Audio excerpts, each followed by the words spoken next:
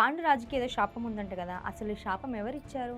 పాండురాజు వాళ్ళ ఇద్దరు భార్యలతో బాగా నివసిస్తూ ఉంటే రాజ్యం మీద రాజ్యాలు వెళ్తాడు. పాండురాజుకి వేట అంటే చాలా ఇష్టం. వేటకి వెళ్తూ ఉంటాడు ఎవరితో, వాళ్ళ ఇద్దరు భార్యలతో.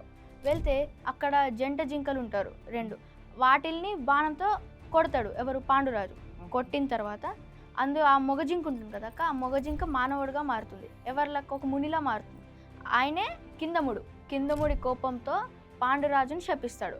ఆ శపించడం ఏమిటంటే, నువ్వు నీ భార్యలతో కలిసినప్పుడు నువ్వు చచ్చిపోతావు అని శపించేస్తాడు. ఆ శాపంతో బాధపడి సన్యాసం తీసేసుకోవాలా అని అనుకుంటాడు పాండురాజు. అయితే కుంతి దూర్వాసముని ఇచ్చిన వరం గురించి పాండురాజు చెప్తుంది. ఆ వరం సాయంతో ఆ మంత్రం చెప్తే పిల్లలు పుడతారని చెప్తుంది.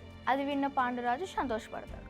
అయితే పాండురాజు యమధర్మరాజుని ప్రే చేయమని అడుగుతారు కుంతిని. కుంతి యమధర్మరాజు మీద మంత్రం చదవడం వల్ల యుధిష్ఠుడిని కంటది. హస్తినాపురంలో ఉండే గాంధారికి ఈ విషయం తెలిసింది. ఆమె గర్భం దాల్చి తనకి 2 ఏళ్ళైనా పిల్లలు పుట్టకపోవడంతో బాధపడుతూ తన కడుపు మీద కొట్టుకుంది. దాంతో తన కడుపు నుండి మాంసముద్ద కింద పడుతుంది.